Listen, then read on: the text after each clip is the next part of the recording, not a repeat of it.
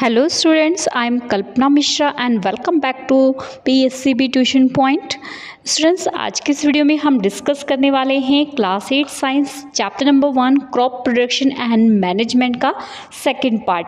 Previous video में मैंने आपको फर्स्ट पार्ट कंप्लीट करा दिया था। अगर आपने वो वीडियो नहीं देखी हो तो ज़रूर देखना, डिस्क्रिप्शन में आपको लिंक मिल जाएगा या आप प्लेलिस्ट में जाके चेक कर सकते हैं। ठीक है, तो कुछ बच्चों के कमेंट आ रहे थे कि इसके क्वेश्चन आंसर्स करवाने के लिए, तो बेटा साइंस में हमेशा चैप्टर समझना बहुत ज़रूरी है। आप चैप्टर समझ लो, क्वेश्चन आंसर्स तो मैंने करवाने ही करवाने, बट चैप्टर समझ के क्वेश्चन आंसर करोगे ना तो ये आपकी 8th बोर्ड क्लासेस है, क्वेश्चन कहीं से भी आ सकते हैं। तो अगर आपने मेरिटोरियस की तैयारी कर रही है तो उसके लिए आपको चैप्टर के कंसेप्ट को समझना ज़रूरी है। ठीक है, तो फर्स्ट मैं आपको फुल चैप्टर समझाऊंगी और उसके बाद आपको क्वेश्चंस भी करवाऊंगी, उसकी टेंशन आप मत लो। ठीक है, बस चैनल पे बने लो और चैनल पे नए हो तो चैनल को सब्सक्राइब और बेल आइकन को, नोटिफिकेशन को ज़रूर प्रेस करके रखो ताकि आपको वीडियो का नोटिफिकेशन मिल जाए और आप वीडियो को प्रॉपर टाइम पर देख सको। ठीक है, और अपने फ्रेंड्स के साथ भी शेयर करो ताकि वो भी 8th क्लास के जो साइंस है वो अच्छे से पढ़ सके। ठीक है, तो चलिए वीडियो को शुरू करते हैं। आज का हमारा टॉपिक है एडिंग मैन्योर एंड फर्टिलाइज़र। बाकी इसके पहले का जो पार्ट था बच्चों, ये वाला सारा ये मैं आपको प्रीवियस वीडियो में सब कुछ समझा चुकी हूँ, तो आप वहाँ से देख लेना। ठीक है, तो एडिंग मैन्योर एंड फर्टिलाइज़र, जब हमने देखो सबसे पहले सॉइल को प्रिपेयर कर लिया और उसके अंदर फिर हमने बीजों को बो दिया, मतलब सो कर दिया सीड्स। अब अगला पॉइंट है हमारा, उसमें हमने खाद मिलाना है। तो खाद दो तरीके की होती है, मैन्योर और फर्टिलाइज़र। तो हमारे ऑर्गेनिक मटेरियल से बनती है। ऑर्गेनिक मटेरियल मीन्स प्लांट की लीव से, वेजिटेबल पील से, फ्रूट पील से, काउ डंग से, तो उन्हें हम मैन्योर बोलते हैं। और जो केमिकल से बनाए जाते हैं उन्हें फर्टिलाइजर्स बोलते हैं। ठीक है, तो यहाँ पर यही दिया हुआ है कि प्लांट की बेटर ग्रोथ के लिए और बेटर ईल्ड के लिए, मतलब बहुत सारी फसलों को उगाने के लिए अच्छी तरीके से उनको न्यूट्रिएंट्स की ज़रूरत होती है। और वो न्यूट्रिएंट्स कहाँ से एब्सॉर्ब करते हैं? सॉइल से, विद वाटर के थ्रू। सॉइल में वाटर के थ्रू वो न्यूट्रिएंट्स दिया जाता है और वो फिर एब्सॉर्ब करते हैं। तो इस तरीके से हमारे सॉइल में क्या है, अगर हम एक ही तरीके के न्यूट्रिएंट्स, एक ही तरह के क्रॉप उगाते जाते तो उनके न्यूट्रिएंट्स जो है डिप्लेस्ड हो जाते हैं, मीन्स ख़राब हो जाते हैं, ख़त्म हो जाते हैं। तो उसको दोबारा से रिप्लेनिश करने के लिए, डालने के लिए हमें न्यूट्रिएंट्स की ज़रूरत पड़ती है। और वो न्यूट्रिएंट्स सॉइल में क्रॉप को जो है सॉइल के थ्रू हम देते हैं और क्रॉप की रिक्वायरमेंट को पूरा करते हैं। तो उसके लिए जब न्यूट्रिएंट्स लार्ज क्वांटिटी में, मतलब बहुत ज़्यादा मात्रा में न्यूट्रिएंट्स की ज़रूरत होती है तो उसे हम मैक्रो न्यूट्रिएंट्स बोलते हैं। ठीक है, समझ आ गया? Crop needs some elements in large quantity. जब लार्ज क्वांटिटी में किसी एलिमेंट की ज़रूरत होती है क्रॉप्स को तो उसे हम मैक्रो न्यूट्रिएंट्स बोलते हैं। तो मैक्रो न्यूट्रिएंट्स की एग्जाम्पल भी याद रखना है, डेफिनेशंस भी याद रखना है। मैक्रो न्यूट्रिएंट्स कौन कौन से होते हैं?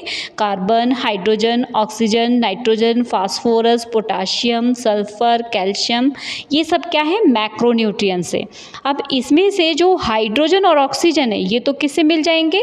वाटर से। वाटर से कैसे? देखो, वाटर H2O, H2O में H क्या होता है? हाइड्रोजन, O क्या होता है? ऑक्सीजन। तो ये दोनों तो वाटर से मिल जाएंगे। कार्बन कहाँ से मिल जाएगा? कार्बन डाइऑक्साइड से, CO2। तो यहाँ से क्या मिल जाएगा? कार्बन भी मिल जाएगा और ऑक्सीजन भी मिल जाएगा। ठीक है, तो इस तरीके से ये मैक्रो न्यूट्रिएंट्स को सॉइल में ऐड किया जाता है और मैन्योर फर्टिलाइज़र के थ्रू, और प्लांट्स को मिल जाता है। और कुछ न्यूट्रिएंट्स को प्लांट को कम ज़रूरत होती है, जो अभी हमने बात की थी वो ज़्यादा ज़रूरत होती है, कुछ की कम ज़रूरत होती है। तो जो कम ज़रूरत होती है means some element are required small quantity of plant, उसे हम क्या बोलते हैं? Micro nutrients. जैसे कि iron, zinc, magnesium, chlorine, magnesium, cobalt, magnesium, copper, ये सारे क्या है? माइक्रो न्यूट्रिएंट्स है। ठीक है, तो इनकी रिक्वायरमेंट फिल करने के लिए हमें मैन्योर और फर्टिलाइजर्स को मिलाना पड़ता है। मैन्योर का मतलब मैंने आपको बताया, जो ऑर्गेनिक, जो नेचर में जो चीज़ें हैं उनसे तैयार किया जाता है, जैसे प्लांट के रेसिड्यू, प्लांट के वेस्ट से, एनिमल डंग से। ठीक है, इन सब को डिकम्पोज मीन्स सड़ा गला के, उसके अंदर बैक्टीरिया डाल के, तो उसे हम क्या बोलते हैं? उसे हम मैन्योर बोलते हैं। ठीक है, उसके बाद there is called as farm yard. इसको फार्म यार्ड मैन्योर भी कहते हैं। इन सब चीज़ों को हम जो है सड़ा गला के जो मैन्योर बनाते हैं उसमें उसे एज फार्म यार्ड मैन्योर भी कहते हैं। इफ़ इट इज़ प्रिपेयर, आगे देखते हैं, if it is prepare from the decaying अगर इसको प्रिपेयर किया जाता है किससे, सीवेज, वेजिटेबल्स के वेस्ट, किचन के वेस्ट से, तो इसे हम क्या बोलते हैं, कंपोस्ट बोलते हैं। ठीक है, तो कंपोस्ट का मतलब समझ गए ना आप, वेजिटेबल के जो वेस्ट होते हैं, किचन के जो वेस्ट होते हैं, ठीक है, प्लांट के वेस्ट होते हैं, इनसे जो मैन्योर बनाया जाता है उसको कंपोस्ट कहते हैं। अब यहाँ पर एक बैक्टीरिया का नाम दिया है, इसको आपने अच्छे से याद रखना है, राइजोबियम। राइजोबियम बैक्टीरिया जो होता है ये प्लांट्स को नाइट्रोजन की कमी को दूर करता है। और ये कहाँ मिलता है, ये ल्यूगिमिनस प्लांट, ल्यूगिमिनस प्लांट मतलब जैसे कि ग्राउंडनट, फली वाले जो पौधे होते हैं ना, जैसे ग्राउंडनट हो गया, पी प्लांट हो गया, मतलब जिसके बीज होते, दाने होते, दाल लें, इनकी रूट्स में, इनकी जो रूट्स होती है ना नीचे, इनकी रूट्स में ऐसे गांठों सी बनी होती है, इनमें ये राइजोबियम बैक्टीरिया होता है, जो कि हमारे प्लांट की किसकी कमी को पूरा करता है, नाइट्रोजन की कमी को पूरा करता है। ठीक है, तो इस तरीके से अब क्या होते हैं, जो राइजोबियम, जो ये लेग्यूमिनस प्लांट होते हैं ना, इनको क्या किया जाता है, कैसे नाइट्रोजन दिया जाता है, ये तो नाइट बैक्टीरिया होता हो तो देते ही है। उसके बाद जो ये प्लांट होते हैं ना, इनमें से फलों को निकाल दिया जाता है और ग्रीन प्लांट्स को उसी में छोड़ दिया जाता है। इससे उनको क्या मिलता है, मैन्योर मिलता है, मतलब उनको एक तरीके से खाद का काम करता है। ठीक है, तो यहाँ दिया हुआ है crop are grow then the left, crop grow होने के बाद उसको लेफ्ट छोड़ दिया जाता है फील्ड में, वो डिकम्पोज होके किसका काम करता है, ग्रीन मैन्योर का काम करता है।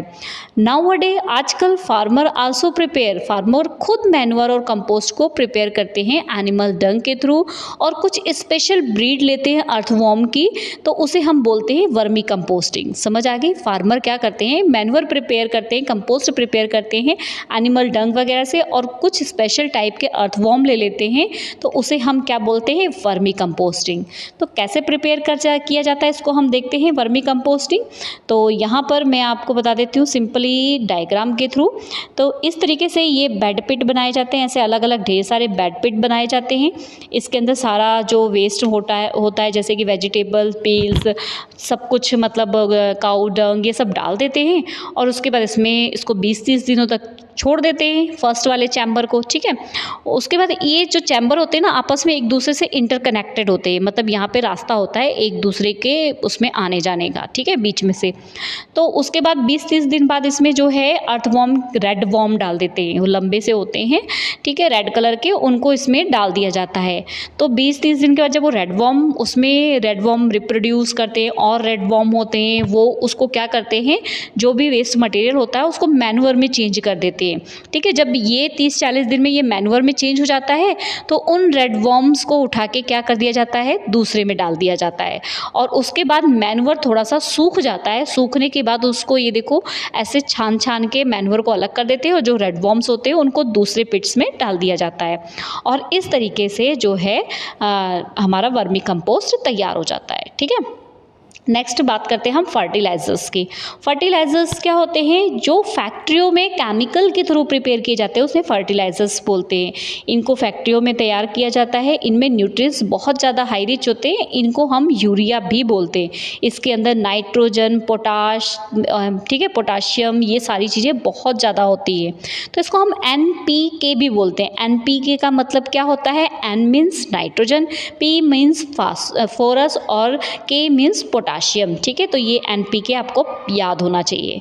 तो ये यूरिया इस तरीके से, मैन्योर तो फील्ड में तैयार किया जाता है और यूरिया को इस तरीके से डाला जाता है। ठीक है, मोस्ट इंपॉर्टेंट क्वेश्चन है आपका, डिफरेंस बताना है आपको मैन्योर और फर्टिलाइजर्स में। मैन्योर क्या होता है, it is a organic in nature, ये नेचर में ऑर्गेनिक होता है और कार्बन इसमें बहुत ज़्यादा होता है। ये इनऑर्गेनिक होता है नेचर में, और इसमें कार्बन कम होते हैं। ठीक है, क्योंकि ये ऑर्गेनिक नहीं होते हैं। ये एनिमल डंग और प्लांट के वेस्ट जो बचते हैं उनसे बनाया जाता है, और इसको फैक्ट्रियों में बनाया जाता है। इसके अंदर मैक्रो न्यूट्रिएंट्स होते हैं, जैसे कि nitrogen, phosphorus, potassium large quantity में होते हैं, और इसके अंदर क्या होता है, न्यूट्रिएंट्स जैसे कि स्पेसिफिक कुछ लिमिटेड में होते हैं। It does not gate spoil in rain और सन, बारिश या सनलाइट में ये ख़राब नहीं होते हैं, और ये स्पॉइल हो जाते हैं, ख़राब हो जाते हैं। ये ह्यूमस प्रोवाइड कराते हैं सॉइल को। ह्यूमस मीन्स बहुत ही हेल्दी होता है प्लांट्स के लिए, एक तरीके से ये भी खाद का काम करता है। ठीक है, और ये ह्यूमस प्रोवाइड नहीं करते हैं सॉइल को।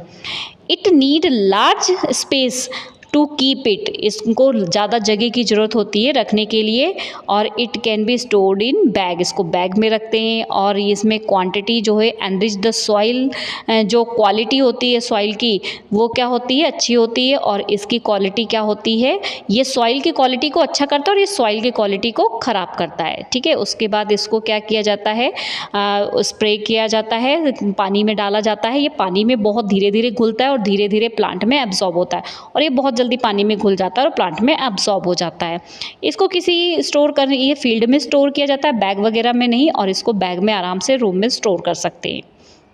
नेक्स्ट पॉइंट देखते हैं, इरिगेशन। इरिगेशन का मतलब क्या होता है, पौधों को पानी देना।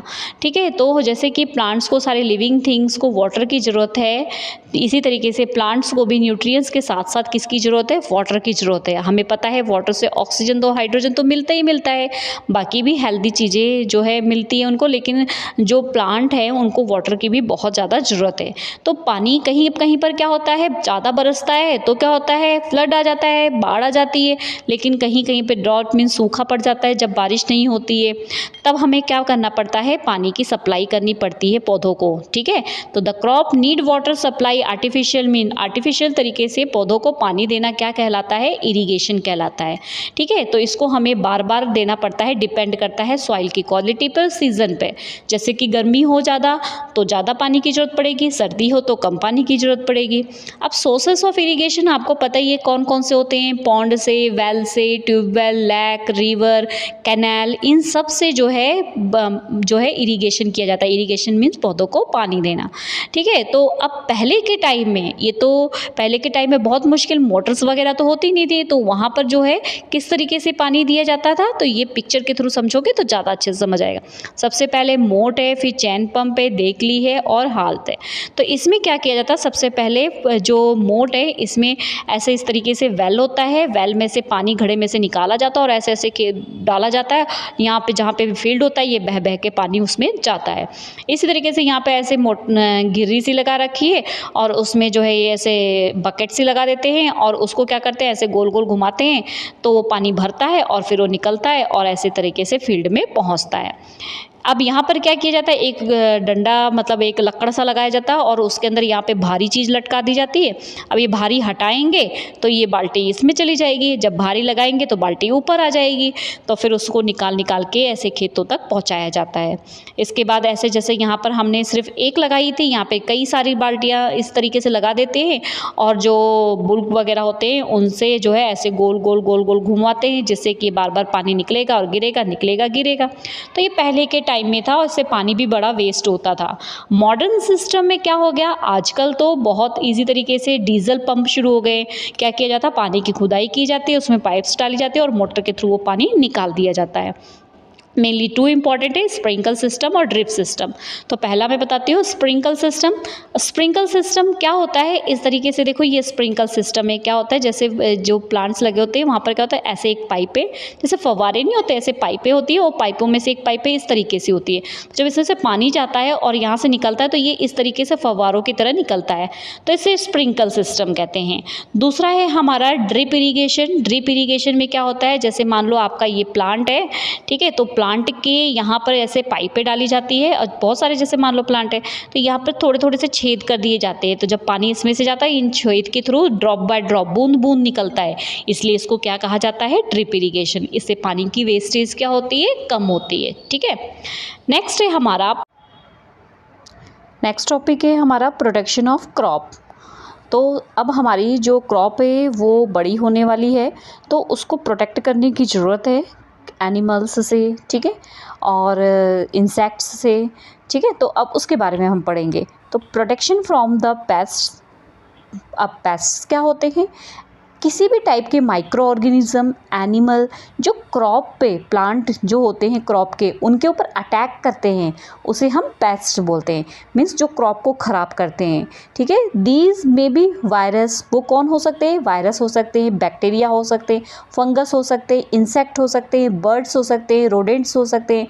तो यहाँ से आपको डेफिनेशन मिल गई पेस्ट की और उसके साथ उसकी एग्जाम्पल मिल गई। ठीक है, अब ये इन माइक्रो ऑर्गेनिज्म से हमें प्रोटेक्ट करना है। तो प्रोटेक्ट करने के लिए हम उस पर स्प्रे करते हैं केमिकल का, ठीक है, और वो स्प्रे करके हम उसको बचा सकते हैं। तो स्प्रे अलग अलग होते हैं, फंगस को मिटाने के लिए फंगीसाइड होता है, इंसेक्ट को मिटाने के लिए इंसेक्टिसाइड होता है, ठीक है। तो अलग अलग होते हैं और उसके थ्रू हम अपने फसल को बचा सकते हैं, क्रॉप्स को प्रोटेक्ट कर सकते हैं। तो disease cause by worms can be controlled by the following steps.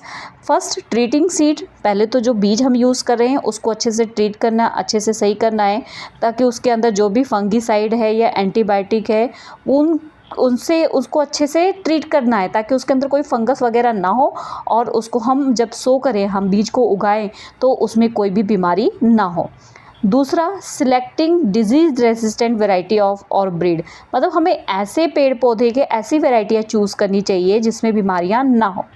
Destroy those weed और plant which act as the alternate host for the disease causing micro organism, मतलब हमें जो भी हमारी जो क्रॉप है उसके साथ जो वीड्स उग जाते हैं उन वीड्स को डिस्ट्रॉय कर देना चाहिए, जो कि अपनी तरफ होस्ट ऑफ माइक्रो ऑर्गेनिज्म, मतलब माइक्रो ऑर्गेनिज्म कई वीड्स के ऊपर आते हैं और उनको खाते हैं, तो उनको तुरंत हटाना चाहिए, नहीं तो माइक्रो ऑर्गेनिज्म वीड्स के ऊपर आएंगे, साथ ही हमारी क्रॉप्स में भी आ जाएंगे।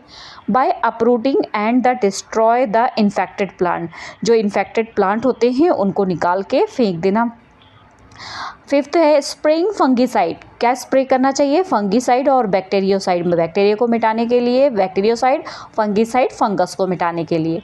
Insect control, crop can protect from the attack of the insect by the following. First, selection those variety which are not attacked by insect, ऐसी वेराइटी चूज़ करो जिसमें इंसेक्ट अटैक ना करे। केमिकल इंसेक्टिसाइड का यूज़ करना चाहिए ताकि insect उस पर आए ना। मिक्स्ड क्रॉपिंग, मिक्स्ड क्रॉपिंग का मतलब क्या होता है, जैसे ये फील्ड है इसमें हमने सिर्फ वीट उगाई है, तो वीट नहीं उगानी है, हमें इसके साथ और भी कोई भी आप वेजिटेबल्स या फ्रूट्स की कोई भी और भी साथ में उगा लो, तो उसको मिक्स क्रॉपिंग कहते हैं, ठीक है। नेक्स्ट, कंट्रोल करना है अगर बर्ड्स को, रोडेंट को, लाइक हेयर, रेट, ठीक है, चूहा वगैरह होता है, ठीक है, तो उनसे अगर बचाना है तो आपको क्या करना होगा, स्केयर क्रो बनाना होगा। स्केयर क्रो क्या होता है, या फिर ड्रम बजाते हैं, ठीक है, या फिर पटाखों को जला के जब ये बर्ड्स वगैरह, अब क्या कहते हैं स्केयर क्रो क्या होता है, देखो ये इस तरीके से मैं आपको पिक्चर दिखाती हूँ, आपने देखा होगा जो खेतों में ये इस तरीके से लकड़ सी लगा देते हैं और उसको कपड़ा पहना देते हैं और ऐसे कैप वगैरह मटकी लगा देते हैं, ताकि दूर से ही बर्ड्स वगैरह देखें और जानवर वगैरह देखें और सोचे कोई इंसान यहाँ खड़ा है और वो आए ना, ठीक है। तो पटाखे फोड़कर ड्रम बजा के हम उनको भगा सकते हैं। वीड्स एंड वीड कंट्रोल, अब वीड को कैसे कंट्रोल करना है? वीड होते क्या है? Unwanted plant that grow along with crop, ठीक है, यहाँ आपको वीड की डेफिनेशन मिल गई। वीड्स अनवांटेड प्लांट होते हैं जो क्रॉप के साथ ग्रो हो जाते हैं। दीज वीड्स, ये वीड जो है हमें क्यों हटाना चाहिए? देखो यहाँ पर अगर आप अपने घर में मान लो, ठीक है, आप मतलब एक घर में एक बॉय है और 2 बॉयज़ हैं, हम बॉयज़ ही ले लेते हैं, ठीक है, 2 बॉय हैं। अब एक एप्पल आया घर में तो दोनों ने क्या खाया, आधा आधा खाया, तो आधा न्यूट्रिएंट्स इसको मिला, आधा न्यूट्रिएंट्स इसको मिला। लेकिन अगर इसमें से एक ही बॉय हो और आपके घर में जो है एक एप्पल आ रहा है और आप पूरा का पूरा खा रहे हो, तो पूरा न्यूट्रिएंट्स आपको मिल रहा है ना, ठीक है। इसी तरीके से ये वीड्स भी अगर हमारे मेन क्रॉप के साथ उग जाते हैं तो उनके न्यूट्रिएंट्स को अपनी तरफ अट्रैक्ट कर लेते हैं, जिससे हमारी उन फसलों को प्रॉपर न्यूट्रिएंट्स नहीं मिल पाता है, इसलिए इनको हटाना जरूरी होता। साथ ही माइक्रो ऑर्गेनिज्म और इंसेक्ट्स को भी अपनी तरफ अट्रैक्ट करते हैं और जिससे हमारी फसलें खराब होती है। कुछ एग्जाम्पल इनकी है, जैसे कि आप ये चुलाई और पाथू याद कर सकते हो। वीड्स हैव बी रिमूव, अब वीड्स को कैसे रिमूव करना है? वीड्स को रिमूव करना वीडिंग कहलाता है, ठीक है, फील्ड से वीड को रिमूव करना वीडिंग, वीडिंग भी आपको डेफिनेशन पता होना चाहिए। तो अब वीडिंग कैसे करते हैं? फर्स्ट, अपरूटिंग विद हैंड, हाथों से उखाड़ के फेंक देना। Uprooting using the harrow and the dandle and और खुरपी, मतलब ये एक औजार है जिनकी मदद से उनको निकाल के फेंक देना। उसके बाद weeds can be destroy bye the using chemical, weeds को हम डिस्ट्रॉय कर सकते हैं केमिकल का यूज़ करके, उसको वीडिसाइड्स बोलते हैं। उस केमिकल का नाम कई बार एमसीक्यू या 1 मार्क्स के क्वेश्चन में आता है, 2,4-D केमिकल क्या है, वीडिसाइड से, जिसको हम वीड ख़त्म करते हैं, ठीक है। ये केमिकल होता है, लेकिन अब ये मत सोचो कि केमिकल यूज़ करके वाह मज़ा आ गया। ये केमिकल्स जो है हमारी बॉडी के अंदर जाके, जो पेस्टिसाइड हम डाल रहे हैं, फंगीसाइड डाल रहे हैं, वीडिसाइड डाल रहे हैं, इनके सबके अंदर बहुत सारे पॉइजन्स होते हैं, केमिकल्स होते हैं, और ये एयर को, वाटर को, सॉइल को, सबको जो है पोल्यूटेड करते हैं। अब ये जो पेस्टिसाइड है, वीडिसाइड है, ये नॉन बायोडिग्रेडेबल होते हैं। नॉन बायोडिग्रेडेबल क्या होते हैं? एक बायोडिग्रेडेबल, एक वेजिटेबल पील्स ले लो, सब्जी के छिलके ले लो, आप फेंक दो, 2, 4, 6 दिन बाद वो ख़त्म हो जाएगा। वहाँ पे प्लास्टिक फेंक दो, वो 10 साल तक नहीं ख़त्म होगा। तो जो ख़त्म नहीं हो रहा माइक्रो ऑर्गेनिज्म से, वो नॉन बायोडिग्रेडेबल है, और जो ख़त्म हो रहा है वो बायोडिग्रेडेबल है। तो ये दोनों नॉन बायोडिग्रेडेबल है, मतलब कभी भी हमारे एटमॉस्फेयर से ख़त्म नहीं होते हैं, और प्लांट के थ्रू हमारे फूड चेन, मतलब हमारे खाने के अंदर आते हैं और हमारी बॉडी में आ जाते हैं, ठीक है। तो vegetable fruits produce by the using weedicide contaminant and cause many health problem. तो ये सारी चीज़ें हमारे अंदर आती हैं और बहुत सारी बीमारियां बनाती हैं। तो यहाँ पे देखो, इस तरीके से जो वीडिसाइड्स स्प्रे कर रहा है ना, वो अपने नाक को बंद रखता है, आँख को गोगल्स लगाए रहता है, हाथ में सब कुछ ग्लव्स पहने रहता है, क्योंकि इससे बहुत ज़्यादा नुकसान हमारी बॉडी में पहुँचता है। तो यहाँ पर देखो यही लिखा है, जब भी इंसेक्टिसाइड, वीडिसाइड और फंगिसाइड को स्प्रे करते हैं तो अपने आईज़, नोज़ ये सब कवर करके रखते हैं, क्योंकि ये हमारे इस पर बहुत ज़्यादा अट्रैक्ट करता है और हमें मतलब बीमारियां फैलाता है, ठीक है। आगे देखते हैं हम, अगला टॉपिक है हमारा हार्वेस्टिंग। हार्वेस्टिंग का मतलब क्या? फसलों को काटना। फसल तैयार हो गई, अब उसको काटने की बारी है। हार्वेस्ट लास्ट स्टेप है लाइफ ऑफ क्रॉप, क्रॉप की लाइफ का आखिरी step. Harvesting is the process cutting and gathering ripening crop the, मतलब फसल पकने के बाद फसल को काटना क्या कहलाता है? हार्वेस्टिंग। मैनुअली हार्वेस्टिंग भी होता है, जैसे सिक्कल। सिक्कल क्या होता है? इस तरीके से एक हंसिया जिसको बोलते हैं, सिक्कल ऐसा होता है, और इससे काट के जो है चीज़ों को, फसलों को काटा जाता है। बट आजकल क्या होता है? मशीनों का यूज़ किया जाता है हार्वेस्ट करने में, ठीक है। उसके बाद थ्रेसिंग किया जाता है। थ्रेसिंग का मतलब क्या होता है? जब फसलों को काट देते हैं तो उसमें से दानों को, मतलब मान लो ये फसल को हमने निकाला है, तो इसके आपने देखा होगा यहाँ पर इसके ग्रेन्स लगे होते हैं, तो इन दानों को अलग करना थ्रेसिंग कहलाता है, ठीक है। तो यहाँ पर देख रहे हो आप, मैनुअली मीन्स हाथ से कैसे अलग कर रहे हैं। आजकल तो क्या होता है, ऐसे मशीन से अलग किया जाता है। मशीन से फसल कट भी जाती है और दाने भी उसके अलग हो जाते हैं, तो इसलिए इसको कंबाइन हार्वेस्टर कहते हैं, ठीक है। Separating grain from husk is called threshing. Grain को हस्क, हस्क में देखो ये दाना है ना, इसके ऊपर आपने देखा होगा, जैसे व्हीट है इसके ऊपर ऐसे कवर होता है, तो इसको हस्क बोलते हैं। तो हस्क को ग्रेन से अलग करना क्या कहलाता है? थ्रेसिंग, ठीक है। यहाँ पे थ्रेसिंग की डेफिनेशन कर लेना। इट वॉज डन, ये किसके होता है? या तो जैसे वीट होता है उसको क्रैश करके, या उसके ऊपर एनिमल को चला दिया जाता है, जिससे हस्क अलग हो जाता है और वो अलग हो जाता है। इसको विनोइंग कहते हैं, ठीक है, विनोइंग भी कहते हैं। अब ये विनोइंग और हार्वेस्टिंग, मतलब दानों को अलग करना और फसलों को काटना, दोनों एक मशीन के थ्रू करा जाता है। इस मशीन को हम कंबाइन हार्वेस्टर कहते हैं। जैसे यहाँ पे आप देख रहे हो ना, आपको मैंने पिछली पिक्चर में भी दिखाया था, तो यहाँ पे फसलों को काटती भी है और दानों को अलग भी करती है, तो इसको कंबाइन हार्वेस्टर कहते हैं। तो ये थ्रेसिंग हो रही है और ये कंबाइन हार्वेस्टर है। अब हार्वेस्टिंग का सीज़न, त्यौहार भी मनाया जाता है। इन इंडियन मैनी, बहुत सारे फेस्टिवल्स मनाए जाते हैं हार्वेस्टिंग सीज़न क्रॉप पे। पंजाब में जैसे जब गेहूं कटती है, ठीक है, 13 तारीख आ रही है वैसाखी, वैसाखी में जो है मनाई जाती है गेहूं के कटने। बिहू असम में, पोंगल केरल, ये सब हर फसलों के कटने के बाद किसान और उनकी फैमिली जो है इंजॉय करके ये फेस्टिवल मनाते हैं। अब अगली बारी है हमें फूड को स्टोर करना है। तो हार्वेस्ट करने के बाद, विनो करने के बाद हमें साल भर इनको लग जाता है करने में, ठीक है। तो अब ये सब करने के बाद स्पेशली सीरियल्स, पल्सेस, इनको अच्छे से स्टोर करना होता है।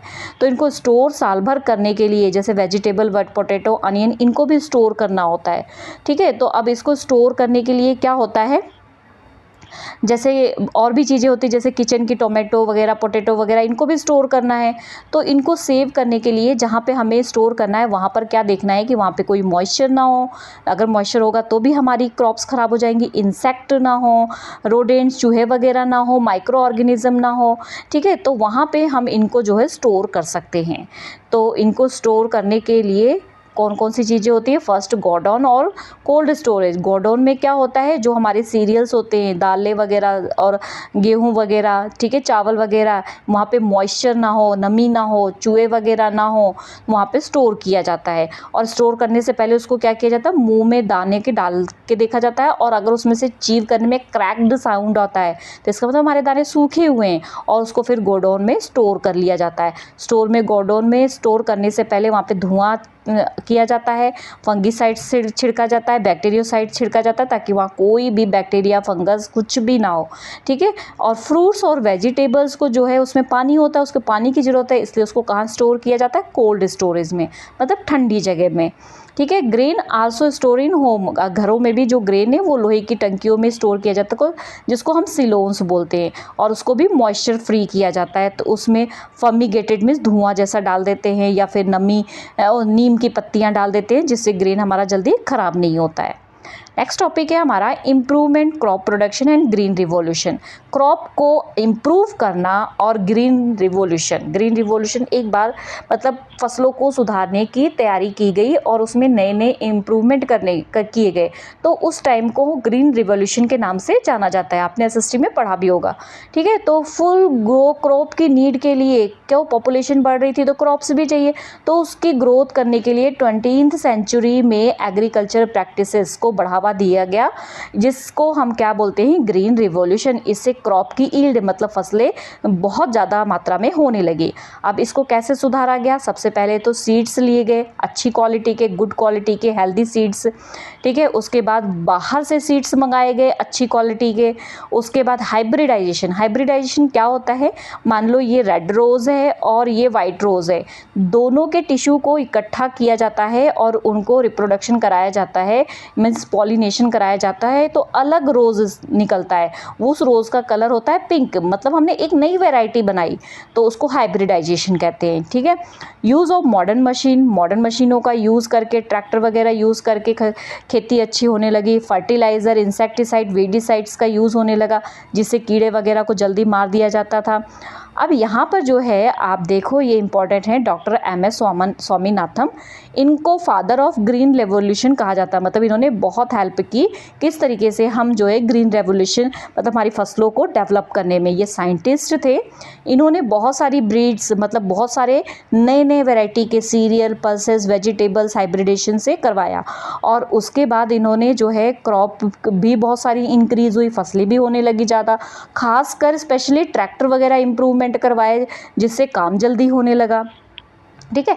नेक्स्ट टॉपिक है हमारा food from the animals. Animal से भी हमें फूड मिलता है ना, जैसे कि milk, meat, egg, fish, honey, ये सब को हम पालते हैं, इनको हम खाना देते हैं, इनको हम शेल्टर देते हैं, इनकी सुरक्षा करते हैं अपने फ़ायदे के लिए।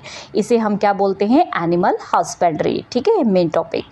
अब देखो आगे जो बर्ड्स होती है, जैसे चिकन हो गया, डक हो गई, ठीक है, और भी बर्ड्स जैसे कि यहाँ पे दिया हुआ है, टर्की हो गई, गीजेस, बत्तख हो गए, ठीक है, ये सारे जो है इनको पाला जाता है मीट के लिए और एग्स के लिए, तो इसे पोल्ट्री फार्मिंग कहते हैं, ठीक है। और मछलियों को पाला जाता है, उसे पिसिस कल्चर कहते हैं। हनी बी को पाला जाता है हनी के लिए, तो उसे एपीकल्चर कहते हैं, ठीक है। और काऊ बफेलो को पाला जाता है किसके लिए, मिल्क के लिए, इसको डेयरी फार्मिंग कहते हैं। तो किसको क्या कहते हैं, इसको अच्छे से याद कर लेना, ठीक है। अब मार्केटिंग क्या होता है, जब हमारी क्रॉप प्रोडक्शन कंप्लीट हो गई, फार्मर ने पूरी तरीके से उसको विनोइंग करा दिया, सब कुछ कर दिया, अब क्या करना है, इसको जो है काटने के बाद, विनोइंग होने के बाद मार्केट में बेचने के लिए लेके जाना है, तो उसको कहते हैं मार्केटिंग। तो सीरियल, पल्सेस, ये सब स्टोर किया जाता है बड़े बड़े मार्केट में, तो गवर्नमेंट भी होती है और प्राइवेट एजेंसियां भी होती हैं, वो ज़्यादातर अनाज को इकट्ठा कर लेती हैं गोडाउन में, ग्रेनीज में, और उसके बाद जो है मार्केट में बेचने को दे देते हैं, ठीक है। तो और वहाँ पर गोडाउन में ये चीज़ का ध्यान रखा जाता है कि वहाँ moisture, birds, rat, micro organism वगैरह ना हो, ठीक है। Okay students, I hope video आपके लिए हेल्पफुल हुई हो। तो चैप्टर हमारा डन हो गया। नेक्स्ट वीडियो में मैं आपको इसके क्वेश्चन आंसर्स कराऊंगी। तो चैनल पे नए हैं तो चैनल को सब्सक्राइब, बेल आइकन को जरूर प्रेस करके रखना, ताकि अगली वीडियो का नोटिफिकेशन आपको मिल जाए, और अपने फ्रेंड्स के साथ ज़रूर शेयर करना। अगली वीडियो में आपको इसके क्वेश्चन आंसर्स मिलने वाले हैं। Okay students, bye bye.